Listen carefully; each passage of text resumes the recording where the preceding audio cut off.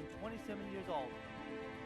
I have 2 jobs and work part-time 4 days a week. I take the bus to work. I live independently with a roommate. I cook my own meals. I do my own laundry, which is my favorite part of independence. I clean well, but I need help with the restroom. I research sports and movies because I'm also good at remembering facts. Ask me who won the best picture in 1950.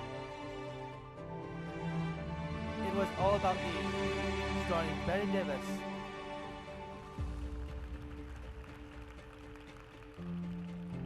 I could also tell you every Heisman Trophy winner since 1935. Who won the Heisman Trophy in 1956? It was Paul Hornung from Notre Dame.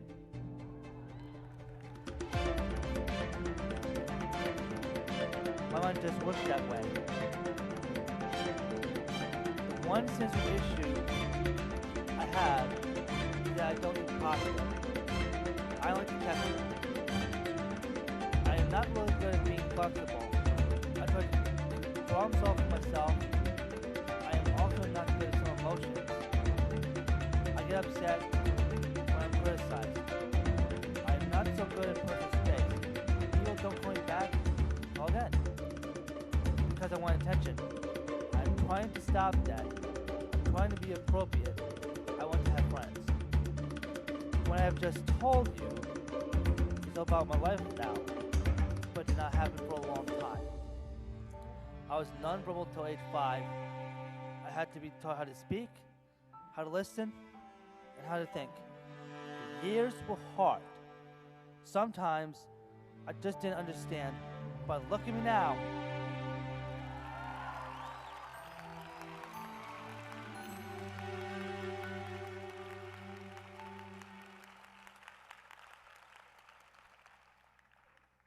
I enjoy doing public speaking at various colleges for people who major in psychology and special education. I want to talk about my life of autism. I want people to think and understand. When I was a little boy, I did not know that I was different. When I became an older person, I wanted to do my own things, like hang out with friends, just like my brothers, Jesse and Tyler, and my sister Sabrina did. I did not know how to hang out with friends. My parents wanted me to learn how to speak. It is not only about words, it's about behavior. It took me a long time to learn how to socialize with people. I am still learning what that means. When I went to middle school, the kids didn't understand me. I think they were afraid of me because of my autism.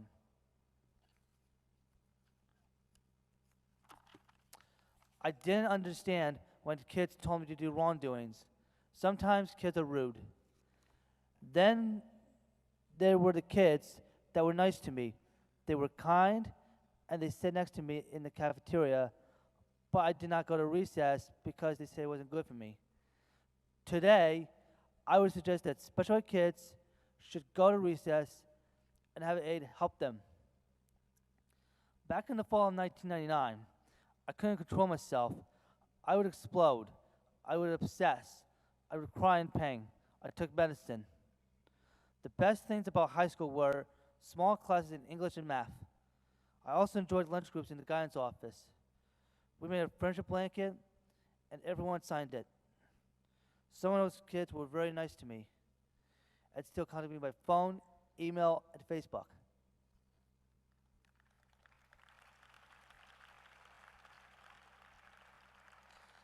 I started the college internship program in Lee, Massachusetts on July 3rd, 2006. The program was called Aspire. I looked up the definition of aspire. It means to dream, to pursue, to try, to wish, to struggle. I struggled in the beginning, living on my own. I learned about hygiene, cooking, cleaning, how to get a job, self-awareness, take care of money, and figure out my problems. Advising sessions were very important at CIP. We did self-assessment forms. I rated my performance every week, and my advisor did it too. The ratings are listed as underperforming, average, honors, and mentor. One day freshman year, my parents invited me to a Brewers Mets game. My mom gave me an option. A, do you want to go and find a way to get yourself home? Or B, do you want to stay at school? I picked A.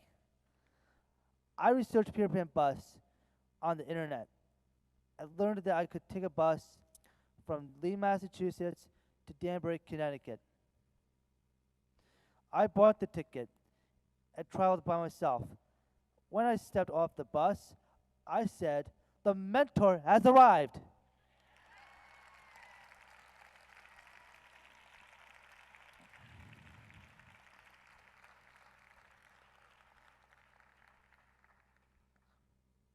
When I graduated in May 2009, I was on mentor status for 26 weeks in a row. At our graduation convocation ceremony, I won the award for Most Improved Student. I also earned a certificate for 44 hours of community service because I performed in a puppet show for children and sent toiletries to Africa. My favorite award, which I won 3 years in a row, was for recreational excellence. I never missed a meeting on Monday nights, where I made suggestions for weekend activities. I researched directions on MapQuest, how much it cost and assisted the residential coordinator in planning. I was an officer in Student Senate. It has been a very long way for me. I have worked very hard to achieve. I now live in New York. I'm a Point Program member. The Point Program is a program that helps young adults with disabilities to live independently. It is provided by Westchester Jewish Community Services and Jewish Child Care Association. Everyone at Point has different disabilities, and we all have individual plans. I am very lucky that Westchester ARC got me a job interview with New York Medical College. I have been working at New York Medical College part-time for 5 years. I work as a human resource assistant. I do data entry, scanning, shredding, copying, filing, and mailings. My supervisor, Tom, is my mentor and friend. Also, I wanted to have more hours.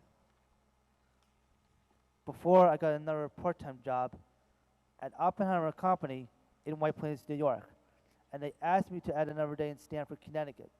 Finally, I think that is not only autistic people that need to learn. The people that don't have autism must learn to understand us and be tolerant. One time, I tried to email a girl from high school. She wrote me back and told me not to contact her again, and that I have had many obstacles to overcome. I looked up the word obstacle on Wikipedia. I then asked my mother what the word obstacle meant and told her about the girl. My mom cried. I think that this girl is the one who is the obstacles. Thank you for listening, and go Autism Speaks!